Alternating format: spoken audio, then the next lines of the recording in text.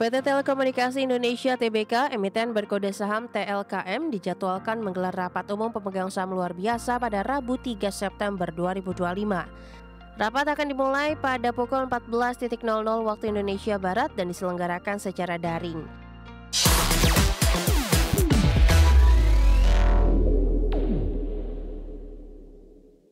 Masih bersama kami di IDX First Session Closing, pemirsa PT Telekomunikasi Indonesia Tbk dijadwalkan menggelar rapat umum pemegang saham luar biasa pada Rabu 3 September 2025. Rapat yang digelar secara daring ini akan membahas agenda perubahan pengurus perseroan. PT Telekomunikasi Indonesia Tbk, emiten berkode saham TLKM, dijadwalkan menggelar rapat umum pemegang saham luar biasa pada Rabu 3 September 2025. Rapat akan dimulai pada pukul 14.00 waktu Indonesia Barat dan diselenggarakan secara daring. Agenda utama rapat tersebut adalah membahas serta memutuskan perubahan pengurus perseroan. Agenda ini mengacu pada Peraturan Pemerintah Nomor 45 Tahun 2005 tentang BUMN yang telah diubah dengan Peraturan Pemerintah Nomor 23 Tahun 2022. Manajemen perseroan menegaskan pemanggilan rapat ini sudah menjadi undangan resmi bagi para pemegang saham. Direksi tidak akan mengirim undangan terpisah secara individu kepada pemegang saham.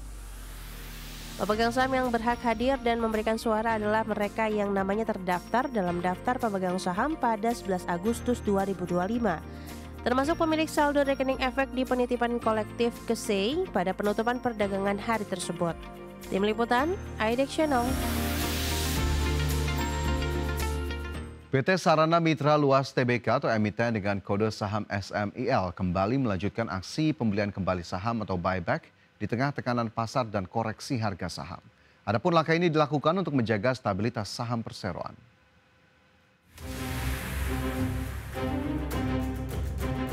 PT Sarana Mitra Luas Tbk, emiten berkode saham SMIL, melakukan buyback saham pada 1 September 2025. Langkah ini dilakukan di saat pasar saham mengalami tekanan dan saham perseroan terkoreksi. Dalam perdagangan terbaru, saham SMIL sempat dibuka di level 476 dan terkoreksi hingga 458 per saham.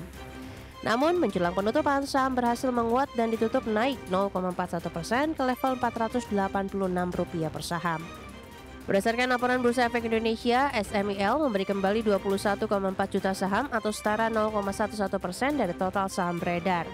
Nilai transaksi buyback tersebut mencapai Rp9,97 miliar dengan harga rata-rata Rp466 per saham. Sebelum aksi ini, SMIL telah menguasai 20,6 juta saham atau 0,11%. Setelah buyback, kepemilikan langsung perseroan meningkat menjadi 42 juta saham atau 0,22%. Direktur Utama SMIL, Hadi Suhermin, mengungkapkan perusahaan menyiapkan dana hingga Rp20 miliar untuk program buyback. Saham SMIL tercatat naik 147,96% sejak awal tahun dan pernah menyentuh level tertinggi Rp550 per saham pada April 2025. Tim Liputan, IDX Channel. Sebelumnya dalam rapat kerja dengan Komisi 10 DPR RI beberapa waktu lalu, Kepala BPS Amalia Adininggar Widyasanti membantah anggapan banyak pihak yang menuding adanya manipulasi laporan data pertumbuhan ekonomi pada kuartal 2 2025. Ia memastikan metodologi perhitungan pertumbuhan PDB tersebut telah sesuai dengan standar internasional. BPS juga menjadi satu-satunya lembaga statistik yang mengukur PDB. Ia mengatakan tugas BPS hingga saat ini mengukur kondisi ekonomi dengan data dan fakta, bukan sebatas proyeksi, seperti yang dilakukan sejumlah lembaga penelitian dan para ekonom. BPS melakukan pengumpulan data dari hasil survei yang dikumpulkan, termasuk data administrasi lainnya. BPS tugasnya adalah mengukur dengan data dan fakta. Kami tidak melakukan proyeksi dan kami juga tidak menghasilkan statistik ini dengan asumsi ataupun persepsi. Kami adalah satu-satunya lembaga statistik resmi negara yang menghasilkan PDB dengan cara mengukur dan mengumpulkan melalui 1058 variabel yang kami gunakan.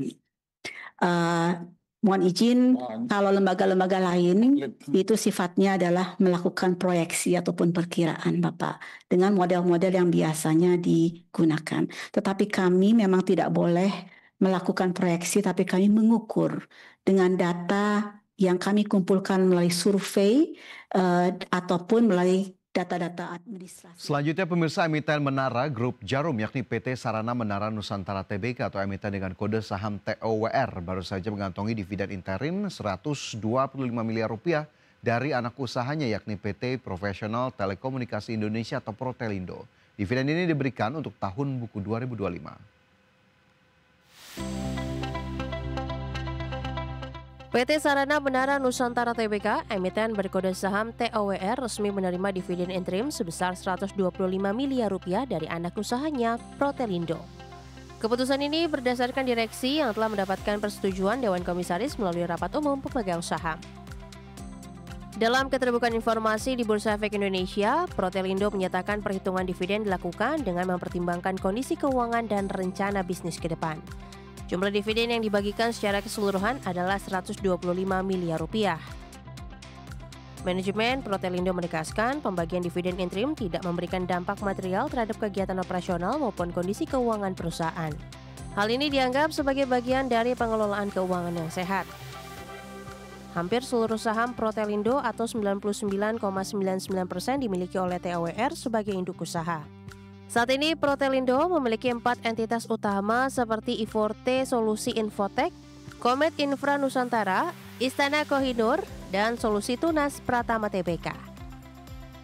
Sebagai informasi, Protelindo pernah mengakuisisi 90,11% saham PT Inti Bangun Sejahtera pada Juli 2024.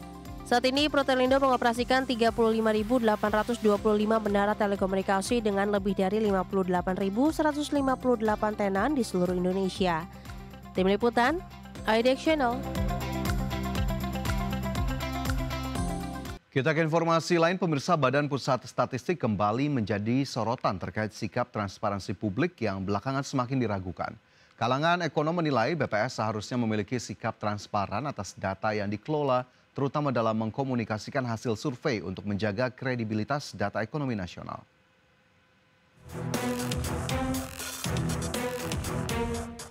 Badan Pusat Statistik kembali mendapat sorotan para ekonom atas kinerja penyampaian dan transparansi data-data ekonomi.